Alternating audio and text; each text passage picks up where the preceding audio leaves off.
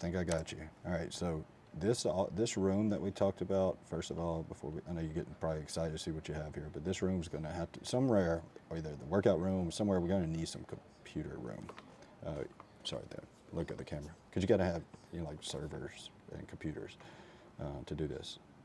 I mean, it's not a big deal. I'm going to call it server computer. Don't get scared. I need a computer for each monitor. Um, that's what you're going to want. And probably going to want to budget for buying 4 computers to do this. And that's going to take care of everything. So about $1,200 each, call it $5,000. Set aside some $5,000 for that. That's going to give me enough, and then I'll set you up. Even if I could get away with maybe 3 and do all this, I could get away with 1 and be a pain in the ass. But for what you want, you need just 3 to 4. But then we'll run all the cables down this wall. We store all that in this room, or it don't matter where. I could put that anywhere in this building, and could actually even do it remote, but we're not going to go down that road. Anywhere in this building, and then run your cables, make it nice and clean, right? So let's go look at this thing. How's it look? If I'm for you.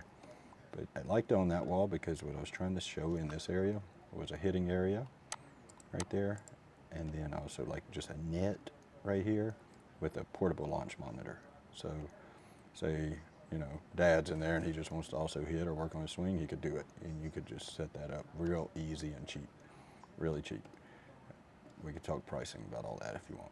Or this is also doubles, so overflow like y'all talked about, you could do that without having to have projectors and all that. Just a TV could show it. They could hit the ball into the net, see it on the TV, and they would have a little tablet station like we have here. Anyway, whatever you want to do, walk around, you can come into this, and you get the idea. But I've accounted for your benches, walking space, and this is all laid out, an adequate walking space.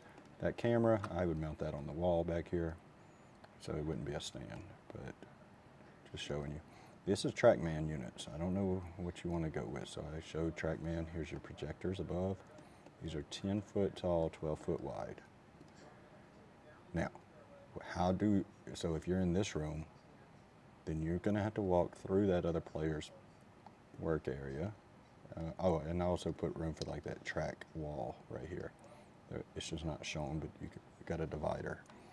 So there's no way to get from here without, disturbing this one into the walkway that we talked about. Here's your walkway. You could put a wall if you wanted. That's up to you. It's totally up to you. You might want to do that, but you could put some cheap walls. Put metal studded wall and make it really cheap. And then here's your walkway down, to the bathrooms. I'd probably put a little door right here. And worst case, man, you slide this down 3 feet and you put a door, like a little hallway right here in between the two. You could always do that. That'd be your exit from both. Or keep them butted together.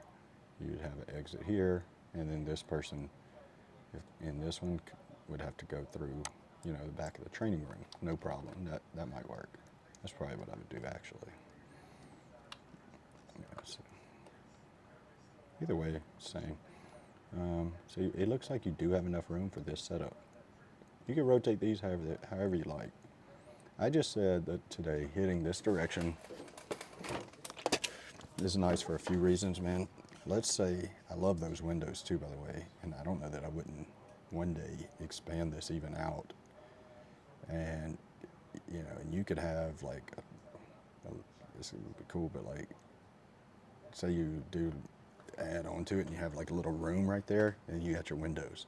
And so you could keep all your, club fittings, clubs and stuff in there, grip changing area, and you got the window looking right into it after the student's working or whatever you're working on it, or you just want to get out of there and make it silent, or have even like that one-way glass to where they don't know that you're looking, not to peep, but so that they don't see you and they're not distracted. They're in there working.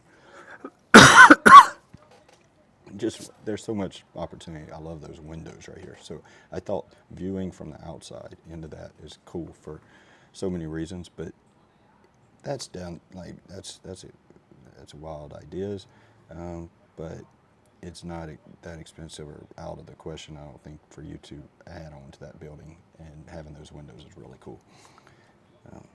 Even I mean I'm talking about this 6 foot wide add-on right here with a little cover awning type stuff. Anyhow, just something else, food for thought. But that's what I was thinking when I saw those windows. I thought, okay, that's cool. You could add on to that later, and even if you don't add on, you go blackout windows. Perfect, perfect, just fine. You hit that direction instead of having your back to your workshop. Other option, it works just fine too. But this is what we talked about. So let me know what you think, man. Dimensions, let's look at it just to do a little dimensional check for you. We did, right here is 12 feet, boom. And then we did another 12 feet to here, right? I think I just clicked a little, so 12 feet. So I may be, yeah, 12 feet, and then I had the wall. Yeah, so that's right, 12 feet to the center. It's pretty close. And then this room right next to it, I've got it going 12 feet, and then you've got, should be 8 feet left, right, approximately.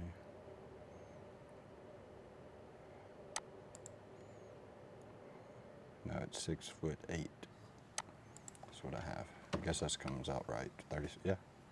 Well, yeah, pretty close. 43, 44 feet. Like I said, I did your walking areas. That's 4'2".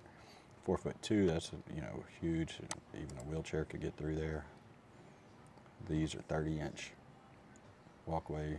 Could put a door, whatever. Make a whole wall. I just showed this little pony wall as an example for you. Okay. This is like that partition type stuff that Kelly was talking about.